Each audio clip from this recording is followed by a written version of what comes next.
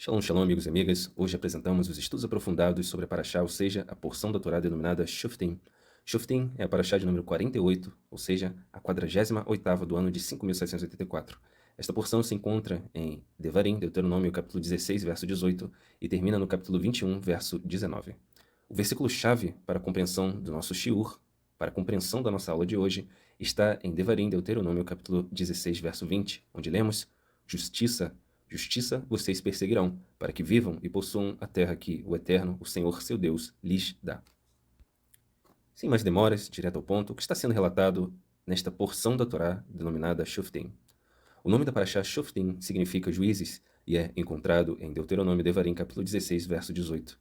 Moisés instrui o povo de Israel a nomear juízes e oficiais da lei, ou seja, guardas em cada cidade. E ele diz: justiça perseguireis, ordena Moshe, e vocês devem administrá-la sem corrupção ou favoritismo. Os crimes devem ser meticulosamente investigados e as provas minuciosamente examinadas. É necessário um mínimo de 2 testemunhas confiáveis para condenação e punição. Em cada geração, continua Moisés, haverá aqueles a quem será confiada a tarefa de interpretar e aplicar as leis da Torá, ou seja, da lei divina, de acordo com a lei que eles lhe ensinarão e o julgamento que eles lhe instruirão. Você não deve se desviar da coisa que eles disserem, nem para a direita, nem para a esquerda. Shoftim também inclui as proibições contra a idolatria e a feitiçaria, inclui também leis que regem a nomeação e o comportamento de um rei. Inclui também instruções para a criação de cidades de refúgio destinadas para o assassino que não tinha intenção de matar. Também, na Parashá Shoftim, são apresentadas muitas das regras de guerra, como, por exemplo, a isenção de batalha para quem acabou de construir uma casa ou plantou um vinhedo, casou-se ou é medroso e de coração mole, a exigência de oferecer termos de shalom, de paz, antes de atacar uma cidade, e a proibição contra a destruição de algo de valor, exemplificada pela lei que proíbe cortar uma árvore frutífera ao fazer um cerco. Nesse contexto, a Torá traz o famoso questionamento: a árvore do campo é porventura um homem para entrar no cerco diante de você? Vamos agora, amigos, à primeira parte do nosso estudo da Parashá Shoftim, cujo título é: o que é a justiça? A justiça da retificação pessoal. Logo vamos seguir nas profundidades da Parashá Shoftim, mas antes precisamos explicar as bases criacionais do homem e do mundo, porque o mundo funciona da maneira que funciona. Acontece que o Eterno Deus de Israel estabelece desde a primeira porção da Torá e também estabelece nas demais literaturas hebraicas e textos rabínicos os pilares, ou seja, as colunas da criação. De acordo com o Midrash, o que é o Midrash? O Midrash é o recurso literário do povo de Israel que se propõe a explicar as profundidades da Escritura através de alegorias, através de parábolas. De acordo com o Midrash, antes de criar o universo, o Eterno construiu 7 conceitos que permeiam toda a Escritura, toda a Bíblia, todo o Tanakh. O primeiro conceito é a Torá, ou seja, a lei divina. Afinal, o mundo foi criado somente com o propósito de estudar a lei divina, a Torá, e cumprir os seus ditames. O segundo conceito é a Teshuvá. A Teshuvá é o retorno ao Eterno, o arrependimento, a conversão genuína. A Teshuvá foi concebida para manter a existência do mundo. Afinal, o mundo sem Teshuvá, sem retorno ao Eterno, sem arrependimento, sem conversão genuína, pereceria inevitavelmente aos olhos do juízo do Eterno. O terceiro conceito é o Gan Eden, o paraíso. O Gan Eden foi concebido a fim de assegurar um benefício para os tzadikim, os justos, os íntegros. O quarto conceito é o Gehinnom, que é o local de sofrimento e penitência, vulgarmente conhecido aqui como inferno. O Gehinnom, ou seja, o local de penitência, foi concebido a fim de dar castigo ao malvado. O quinto conceito é o Kisser HaKavod, que é o trono de glória. O trono de glória foi concebido antes do universo, a fim de manifestar a Kavod, o alcance da Kavod, o alcance da glória do Eterno. Sexto conceito, o Beit HaMikdash. O Beit HaMikdash é o lugar onde a Shekhinah, ou seja, a divina presença, repousava permanentemente. Portanto, o conceito de Beit HaMikdash, ou seja, a casa do definido, o templo específico, foi concebido como uma condição para a criação. E o sétimo e o último conceito é o nome do Mashiach, do Messias. O objetivo final da humanidade é chegar aos dias do Mashiach. Esta época é conhecida como a Era Messiânica e também como Olam Rabá, ou seja, o mundo vindouro. Assim sendo, o nome do Mashiach deveria ser estabelecido antes da iniciação de todas as coisas, conforme está registrado em Mishlei Provérbios capítulo 8. A referência deste padrão, destes conceitos, está na literatura El Midrash disse e também está presente no comentário Por que Deus Criou a Luz, que está contido na página 5 do Chumash Kutenik, da editora Mayanot. Aqui na descrição da Parashá Shoftim, eu vou colocar um link para que você consiga visualizar esta obra, essa literatura. Seguindo, amigos, estas 7 criações, ou seja, esses 7 conceitos em particular, são vitais para a humanidade e eles foram concebidos antes da criação do mundo. E estes 7 conceitos representam a base estrutural do roteiro do nosso mundo. Vamos agora aos comentários do livro A Torá de Moisés, que é um Humash, ou seja, uma edição da Torá da editora Sefer. O comentário em questão está na página 555. Essa página contém os comentários sobre Devarim, Deuteronômio, capítulo 16, verso 18. E diz o seguinte: Juízes e polícias designarás para ti em cada uma de tuas tribos, em todas as tuas cidades, que o Eterno teu Deus te dá, e julgarão o povo com reto juízo. Não torcerás o juízo, e não farás distinção de pessoas, e não tomarás suborno, porque o suborno cega os olhos dos sábios e subverte as palavras justas. A justiça, e somente a justiça seguirás, para que vivas e herdes a terra que o Eterno teu Deus te dá. O comentário diz o seguinte: Juízes e polícias designarás para ti, juízes e guardas designarás para ti. Esta Parashá, Shoftim, trata, como o seu nome o indica, Shoftim, juízes, do mandamento de nomear juízes, e Shoterim, traduzido como policiais e guardas, ou guardas, em todas as cidades do território de Israel. Os Shoftim eram os encarregados de administrar a justiça e resolver os assuntos judiciais, ou seja, jurisprudências, enquanto os Shoterim cumpriam as ordens e disposições dos tribunais. O juiz não podia diferenciar os litigantes como fazer sentar a um e deixar o outro em pé, falar gentilmente a um e asperamente a outro, favorecer ao pobre porque ele é pobre, ou favorecer ao rico para lhe evitar a vergonha da condenação. Da mesma maneira, foi proibido também prestar honrarias e dar presentes aos juízes para conseguir favores. A finalidade deste mandamento é que, por meio da justiça, converta-se o mundo no que a Torá e os profetas haviam sonhado, ou seja, o reino do Eterno sobre a terra. E sobre a expressão designarás para ti, temos o seguinte comentário. Estas palavras, para ti, transmitem a ideia de outro tipo de juízo, que é a necessidade de julgar antes a nós mesmos, pois as pessoas costumam ser rápidas para julgar aos outros e lentas para julgarem a si mesmas. Portanto, cada um deverá ser, em primeiro lugar, juiz de si mesmo, de suas próprias ações, e condenar-se, se assim for necessário. Conforme lemos nestes comentários, antes de tudo, é necessário termos uma forte consciência do nosso papel diante do Eterno. E essa consciência é construída gradativamente à medida que todos nós colocamos guardas e juízes em nossos sentidos, guardas e juízes em nossos pensamentos, falas e ações. Nesse contexto, sempre trazemos a palavra gradativamente. Sempre repetimos a palavra gradativamente, porque peca, ou seja, comete hatat, quem é precipitado, ou seja, quem não se conhece, quem não considera onde os passos da sua jornada o estão levando, quem não considera o ritmo, a velocidade da sua caminhada. É passo a passo que chegaremos lá, mesmo tendo que começar do zero em algumas situações. Temos que considerar que grande parte da Avodah Zará, ou seja, da idolatria, do serviço estranho ao qual somos expostos diariamente, são construídos por meio de interpretações equivocadas e apressadas do texto bíblico. Reparemos também na tendência humana que temos de procurarmos especialistas para resolver nossos problemas, porém, quando se trata das Escrituras, quando se trata da lei divina, o nosso padrão tende a cair, os nossos critérios tendem a diminuir, e muitos, infelizmente, acabam parando para ouvir qualquer um. Muitas pessoas vivem felizes, abre aspas, porque não fazem perguntas das quais não querem saber as respostas. E no contexto da Parashá Shoftim, construir camadas de senso de justiça, de retificação pessoal, é justamente isso. Buscar a justiça, a retidão, a integridade no nosso relacionamento com a lei divina. Somente com a lei divina? Não. O nosso relacionamento também com o próximo e com o Olam Hazé, o mundo presente. O nosso relacionamento também com o Eterno. Vamos agora a alguns textos da Escritura que nos mostram o formato adequado do nosso relacionamento com a justiça. O primeiro texto está em Provérbios Mishlei, capítulo 21, verso 3, onde lemos: Fazer justiça e julgar com retidão é mais aceitável ao Eterno do que oferecer-lhe postagens, vulgarmente traduzido aqui como oferecer-lhe sacrifícios. Observe que o texto ele não esvazia a importância das elevações das postagens ao Eterno. O texto de Provérbios 21, verso 3, enfatiza a importância do ânimo, do ímpeto correto que uma pessoa deve possuir antes de se dirigir às suas atividades de serviço ao Eterno. O serviço ao Eterno não pode ser feito de qualquer maneira.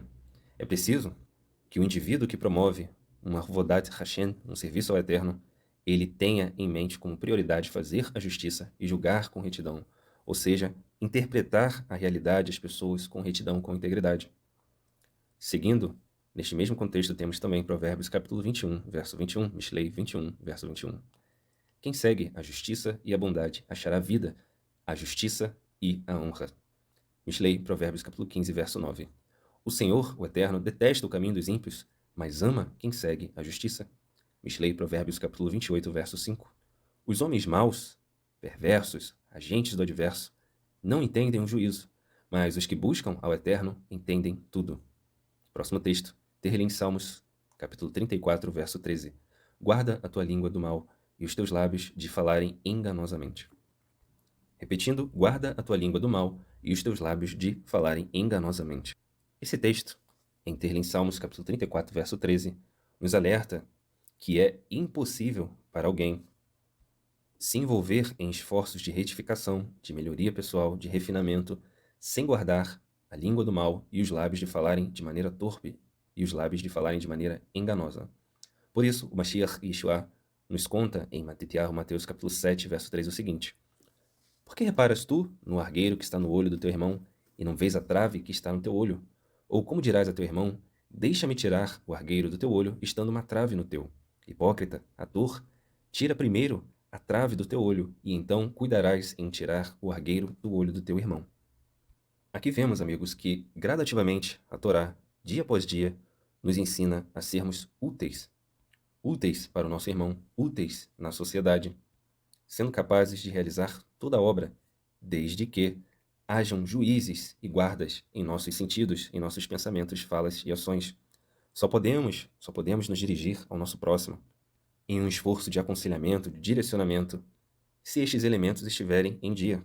Afinal, como diria as Escrituras, um cego que guia outro cego culminará em ambos caindo pelo desfiladeiro.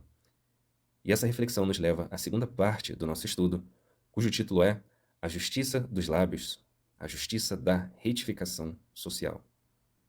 Nessa segunda parte, amigos, vamos retornar aos comentários do livro A Torá de Moshe, na página 558. Esta página contém os comentários sobre Devarim, Deuteronômio capítulo 18, verso 10, e também os comentários sobre Devarim, Deuteronômio capítulo 18, verso 19.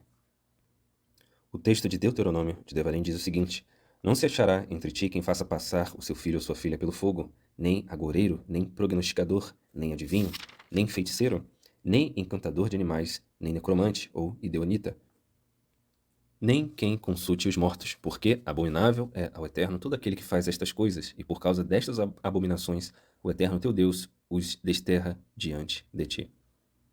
Sê confiante nele, ou seja, no Eterno, e então estarás com o Eterno, o teu Deus. Sobre isso, o comentarista nos diz que ser confiante nele, então estarás com o Eterno. Isto significa dizer que confiar no Eterno é como estar com ele.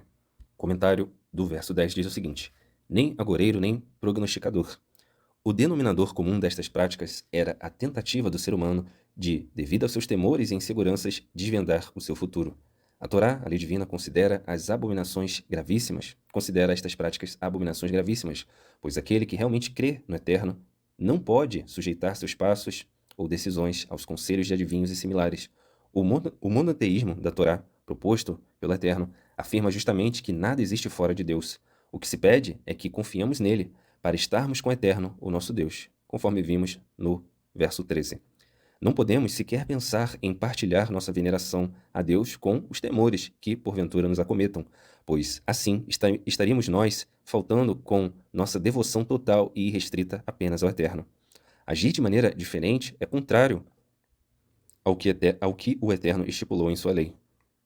E ainda mais, é uma prova de falta de emuná, de confiança no Eterno, uma falta de fé e deslealdade diante daquele que governa e cuida pessoalmente do destino do seu povo.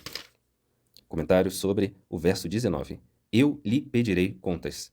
De acordo com o Talmud, em Sanhedrin 89a, O castigo divino recai sobre o pecador em 3 casos. Primeiro, quando se nega a obedecer ao profeta, ao Navi. Segundo caso, quando o profeta não age conforme sua própria profecia. Terceiro caso, quando o profeta retém uma profecia divina e não transmite ao povo. Ou seja, amigos, conforme observamos, a responsabilidade pessoal que se reflete na sociedade em melhorias passa antes pela confiança, pela emuná no Eterno, e também passa pelo cuidado com o que falamos. Vamos agora observar nas Escrituras, ou seja, na Bíblia, alguns versículos que falam sobre este cuidado especial e os seus reflexos na sociedade. O primeiro texto está em Yeshayahu, Isaías capítulo 1, verso 17, onde lemos: Aprendei a fazer o bem e procurai o que é justo, ajudai o oprimido e fazei justiça ao órfão e tratai da causa das viúvas. Observe como o texto de Isaías não se desenvolve em um aspecto de caridade, mas de justiça social. A palavra tzedakah, apontada muitas das vezes como caridade, na verdade se refere a este conceito de justiça social, de contemplar a sociedade, entender o que está errado e, a partir daquele momento, executar esforços de retificação, de justiça social. A Torá não está lidando com conceituações de ajuda e caridade, porque estas podem ser eventualmente feitas ou não. Porém, a justiça social é uma obrigação do eleito, do Bnei-Or, do Filho da Luz. O eleito do Eterno sempre deve estar preocupado em retificar aquilo que, dentro do seu alcance, pode ser retificado, aquilo que, dentro do seu alcance, pode ser elevado a um patamar melhor, pode ser retificado. O próximo texto está em Salmos, Terrim, capítulo 141, verso 3, onde lemos: Põe, ó Senhor, uma guarda à minha boca e vigia a porta dos meus lábios. Conforme sempre falamos, de maneira linear, de maneira metodológica, nas outras parashot, o Eterno é a fonte de todas as coisas.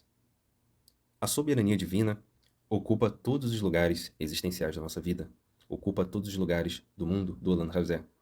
Aqueles que acreditam que através de uma suposta autonomia, que através de um suposto livre-arbítrio, que através de supostas escolhas atingirão os objetivos prescritos na lei divina, na Torá, infelizmente, andarão em um deserto sem água.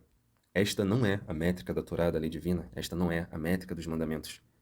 Nesse texto, em Terlim, Salmos 141, verso 3, o salmista pede ao Eterno que o Eterno coloque um guarda na sua boca. Ele pede ao Eterno que o Eterno vigie a porta dos seus lábios. O eleito do Eterno, Filho da Luz, o Bnei-Or, ele tem consciência da sua responsabilidade e do que precisa ser feito. Porém, ele sabe que, segundo o parâmetro da Torá, é impossível que ele faça isso sozinho, de maneira autônoma, segundo suas escolhas, segundo seus próprios critérios. Se ele não tiver uma ajuda dos Shamayim, dos céus, se ele não tiver sobre si decretado o sucesso, não adianta resiliência alguma, não adianta esforço algum, porque ele iniciou o esforço da maneira equivocada, da maneira errada, acreditando que a força do seu braço lhe traria a vitória, acreditando que a força do seu braço lhe traria êxito. Afinal, o parâmetro da Torá é imutável, e o parâmetro da Torá está em Provérbios Mishlei, capítulo 16, verso 3, onde lemos: Dedique e especifique ao Eterno tudo o que você faz, e os seus planos serão bem-sucedidos. Verso 4, o Eterno faz tudo com um propósito, até os ímpios para o dia do castigo. Existe uma obra do rabino Israel Meir, conhecido como o Hafetz Haim, chamada Shemirat Halashon. E nessa obra, o Hafetz Haim, o rabino Israel Meir, enfatiza a importância de guardar a língua e os olhos, destacando que o controle sobre o que falamos e vemos é crucial para nos especificarmos, para nos definirmos perante o Eterno. Nessa obra, o Hafetz Haim descreve extensivamente a importância de guardar a língua e os olhos. Ele enfatiza que o cuidado sobre o que falamos, Lashon Hará, ou seja, o discurso negativo, o Lashon Hatov, ou seja, a língua boa, o falar bem e o cuidado com o que vemos são essenciais para a gente manter um grau elevado e distinto de comportamento. Ele também argumenta que a fala e a visão têm um impacto profundo na nossa relação com o Shammai, com os céus, com o Eterno. Ele menciona também que evitar fofocas, calúnias e outros tipos de discursos prejudiciais, assim como ser vigilante sobre o que os nossos olhos se concentram, são práticas fundamentais para vivermos uma vida de especificação ao Eterno e integridade.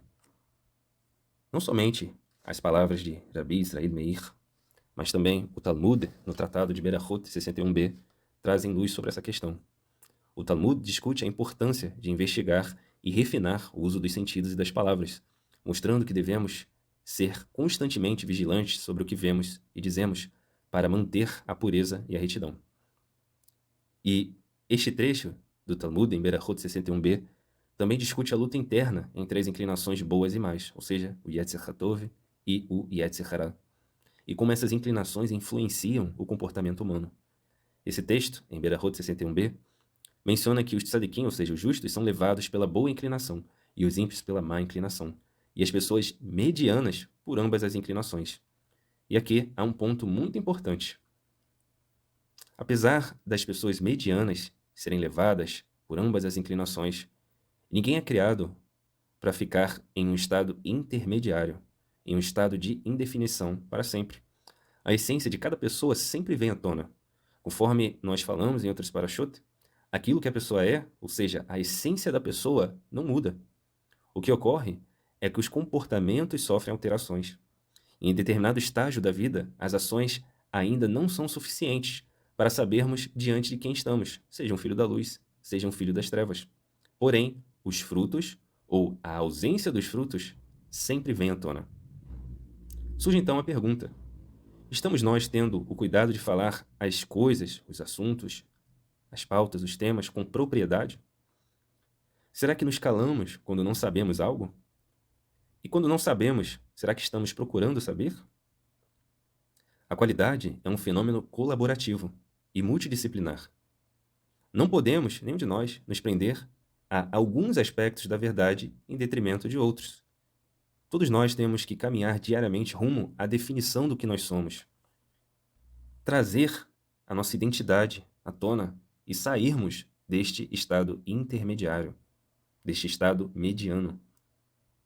E como nós conseguimos fazer isso? Só conseguiremos sair deste estado mediano, deste estado intermediário, quando atentarmos e seguirmos as palavras de Ruth, que está em capítulo 1, verso 16 do livro de Ruth.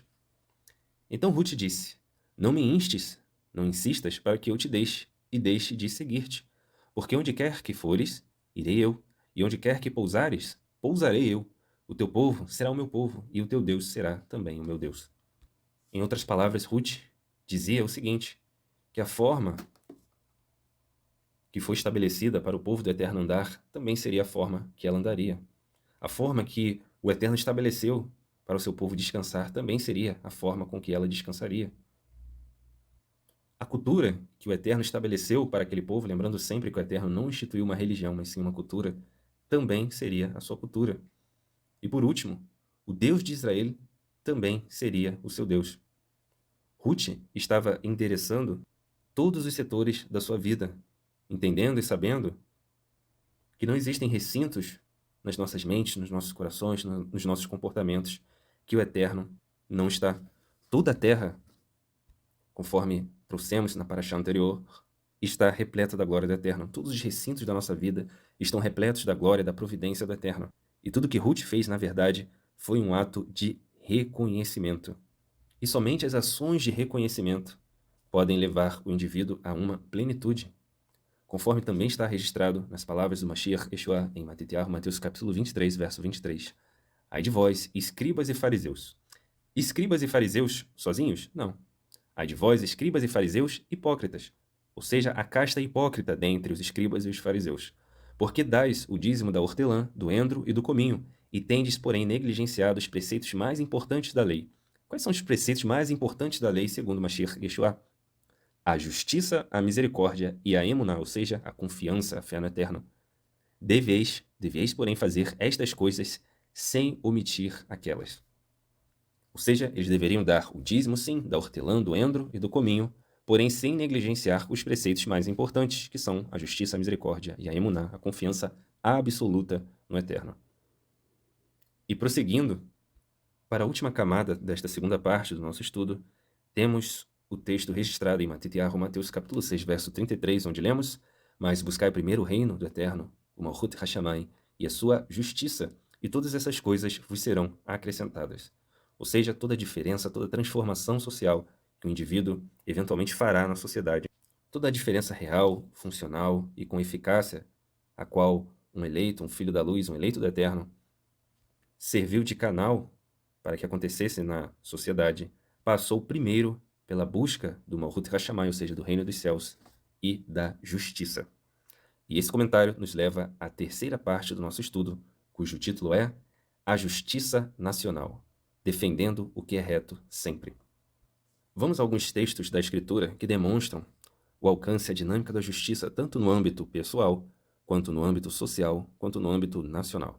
O primeiro texto está em Salmos Terlim, capítulo 82, verso 3 até o 4, onde lemos: Defendei o pobre e o órfão, e fazei justiça ao aflito e necessitado. Livrai o pobre e o necessitado. Tirai-os das mãos dos ímpios. Próximo texto, Miqueias, capítulo 6, verso 8. E ele, o Eterno, te declarou, ó homem, o que é bom? O que é que o Eterno pede de ti, senão que pratiques a justiça e ames a misericórdia, e andes humildemente com o teu Deus. Próximo texto, Isaías, capítulo 56, verso 1. Assim diz o Eterno: mantenham a justiça e pratiquem o que é reto, pois a minha salvação, a minha Yeshua, está prestes a vir e a minha justiça prestes a manifestar-se. Próximo texto, Jeremias, capítulo 22, verso 3. Assim diz o Eterno: praticai o direito e a justiça, e livrai o oprimido das mãos do opressor, e não façais mal nem violência ao estrangeiro, ao órfão e nem à viúva, nem derrameis sangue inocente neste lugar. Próximo texto, Mishlei Provérbios, capítulo 14, verso 34.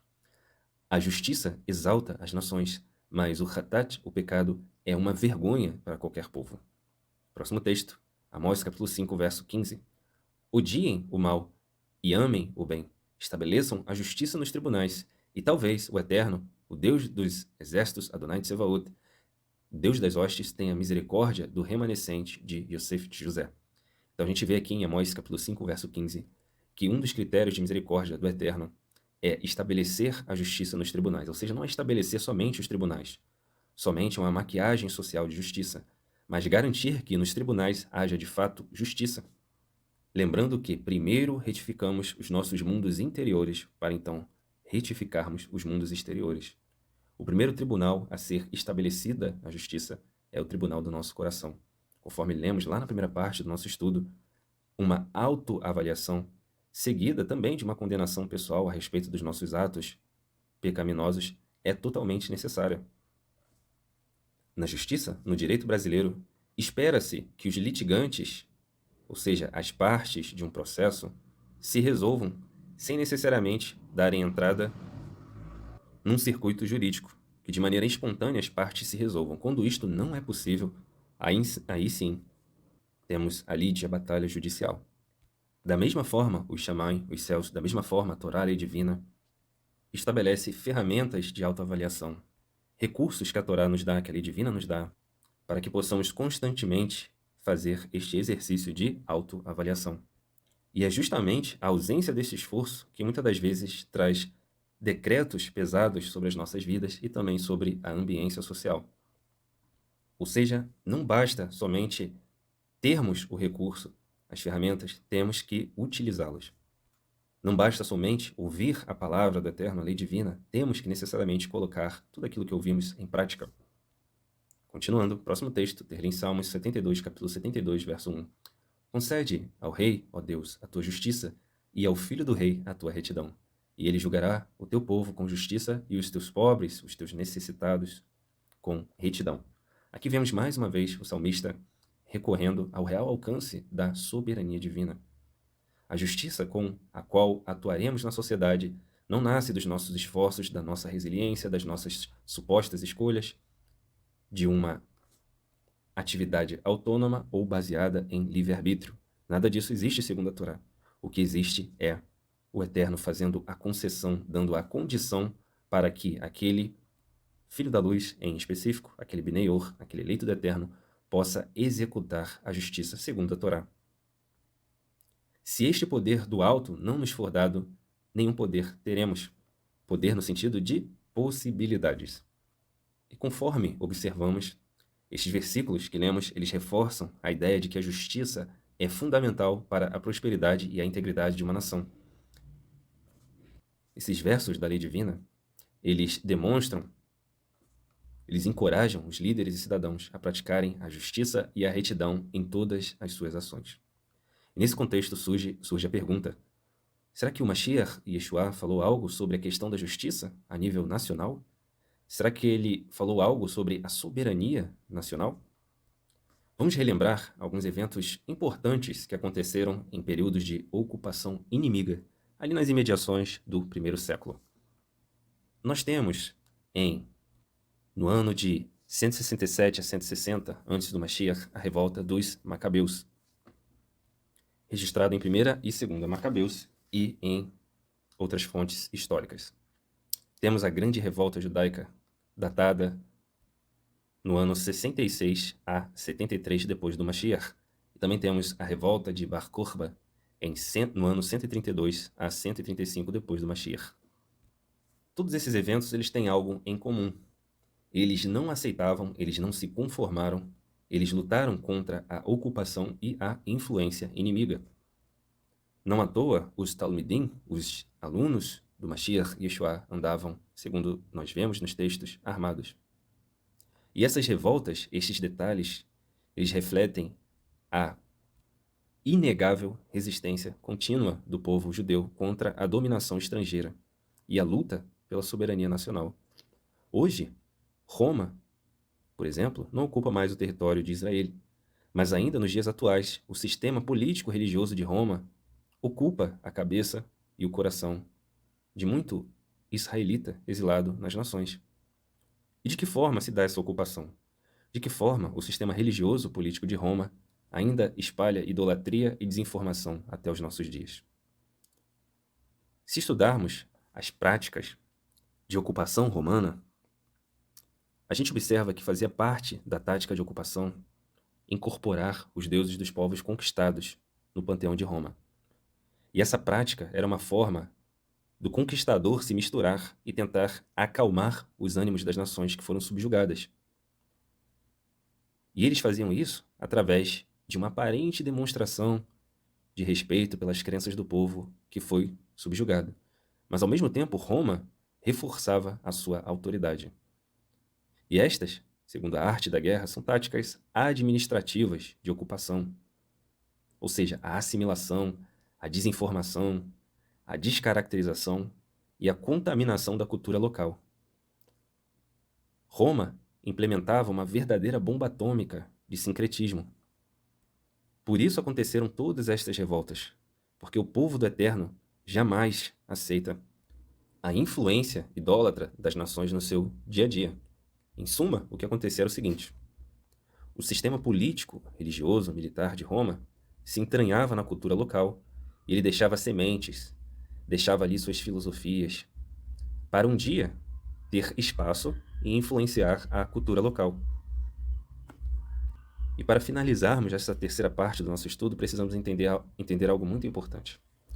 Todo aquele que lida com as Escrituras, que quer se aproximar do Eterno verdadeiramente, ele não precisa ter como filtro, como ferramentas de interpretação, a percepção, por exemplo, da patrística, a percepção do sistema político-religioso de Roma sobre o Eterno, sobre o seu povo, sobre seus mandamentos.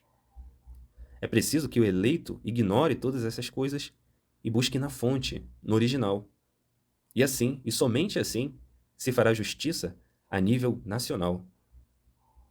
Como se executa essa justiça a nível nacional? De que forma?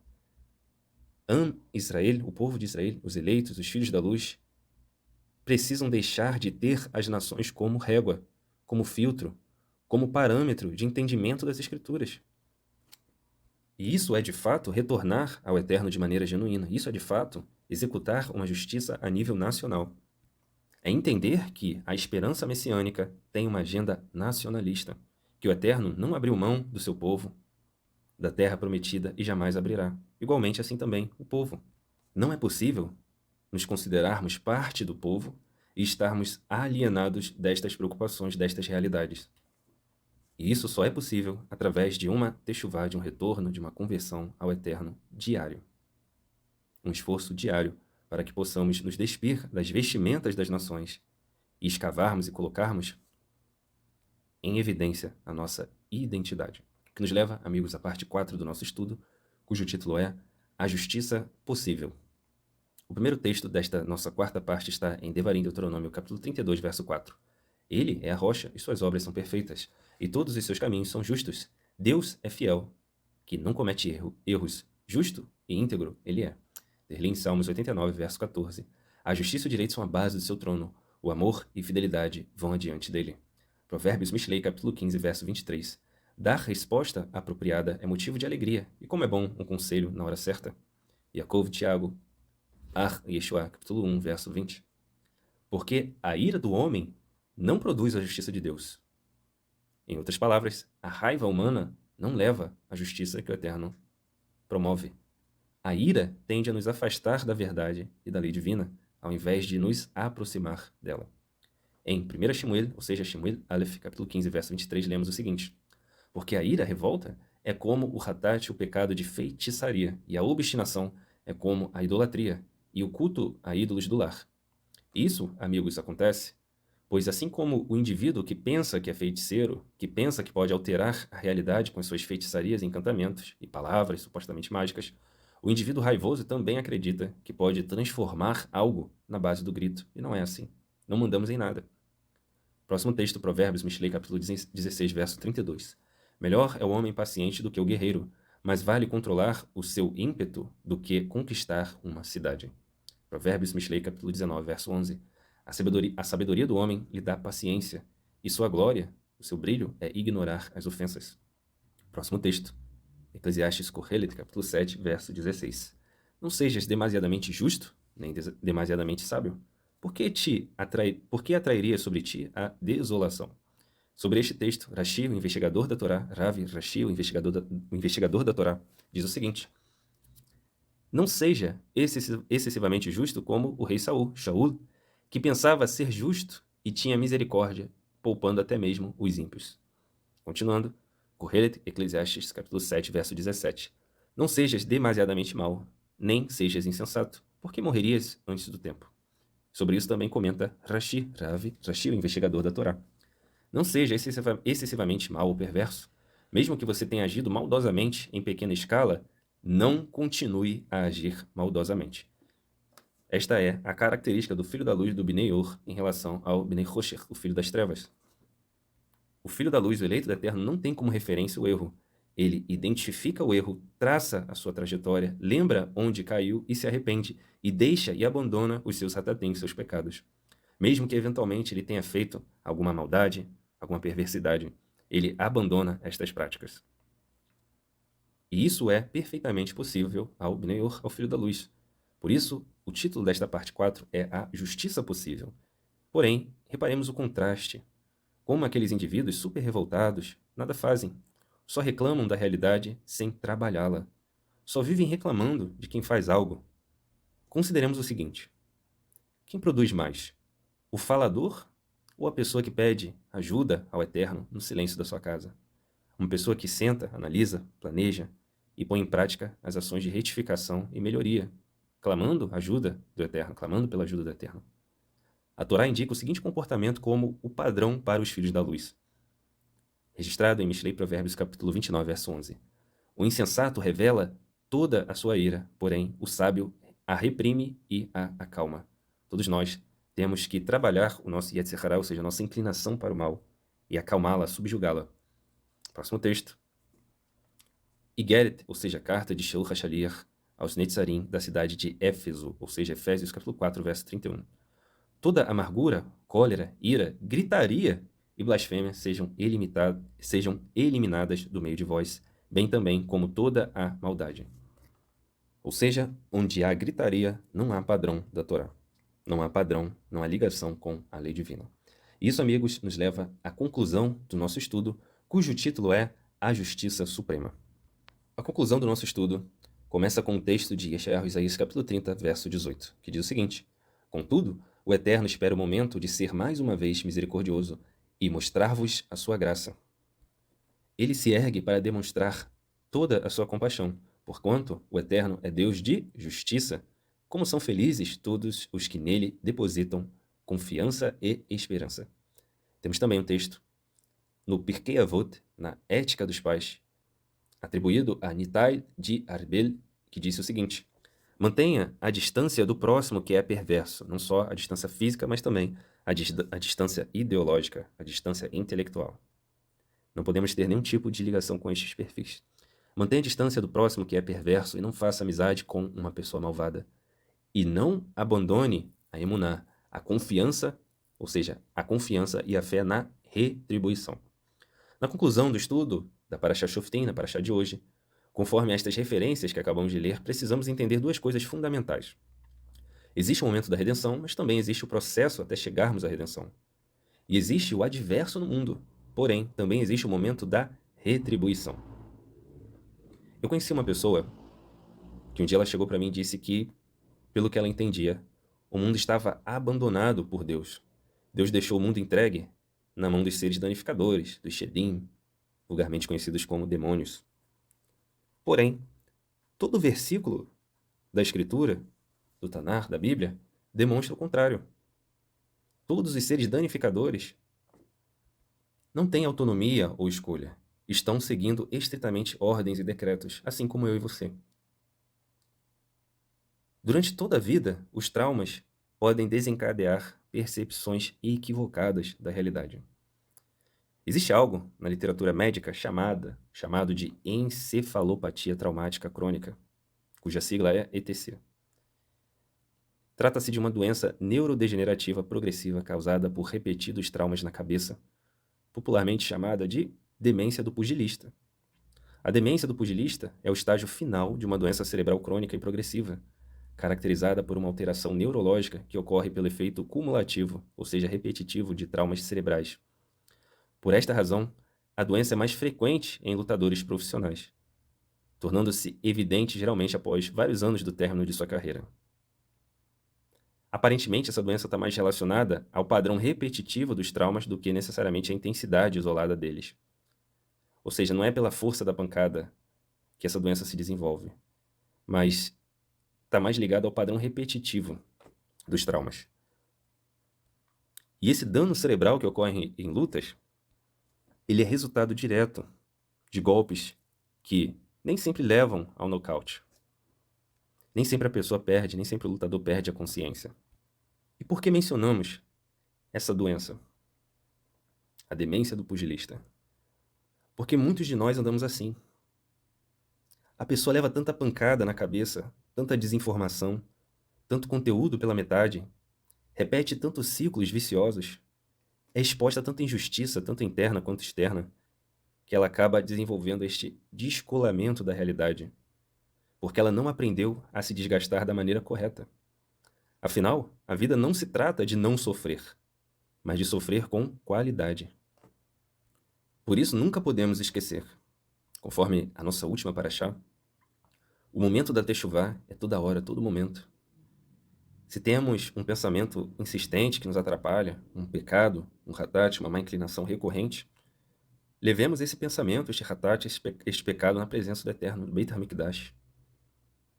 Que possamos pedir ajuda ao Eterno, Ele é a fonte de todas as coisas. Os impossíveis ao homem são plenamente possíveis a Deus. Segundo a Torá, todos nós devemos buscar o mais alto grau da verdade, o mais alto grau de justiça. E ao encontrarmos, segundo a misericórdia do Eterno, a lei divina, estes padrões, segundo a Torá, nós temos que iniciar imediatamente os esforços do mais alto grau, os esforços do mais alto grau de pureza, o mais alto grau das ações. Buscar a justiça em nossas vidas, buscar o que é correto, buscar o que é certo, falar com propriedade. Tudo isso deve ser nossa prioridade. Devemos viver ciclos virtuosos e não ciclos viciosos. E isso só é possível através da disciplina e da rotina, da cultura que a Torá, que a lei divina, inspira nos eleitos. Buscar o que é íntegro diante da Torá revelará um caminho muito específico e distinto em nossas vidas. E as pessoas se inspirarão nesta luz e neste padrão de qualidade, que não é nosso, mas vem do alto, do Pai das luzes. Essa techuvá, essa conversão, esse retorno ao eterno genuíno, é uma ação transformadora. Ela transforma e refina as ações do Filho da Luz e, consequentemente, o ambiente em que o Filho da Luz se encontra. E estes, amigos, foi o estudo relacionado a Parashá Shoftim, que é a Parashá número 48 do ano de 5.784. nós seguiremos colocando na descrição deste episódio os artigos que estão sendo compilados, revisitados, organizados a respeito de ser messiânico. E estes artigos estão sofrendo uma edição e estão se tornando um livro que em breve, com a ajuda do Eterno, será disponibilizado. A Keilat Shemini Israel agradece o seu tempo, a sua disponibilidade, a sua atenção. E caso você tenha alguma dúvida, algum comentário, alguma sugestão, deixe aqui pra gente, nos conte nos comentários da plataforma do Spotify, ou do YouTube, ou do Apple Podcasts, ou do Amazon Music, ou na Deezer. Shalom, shalom, amigos. Lehitraut.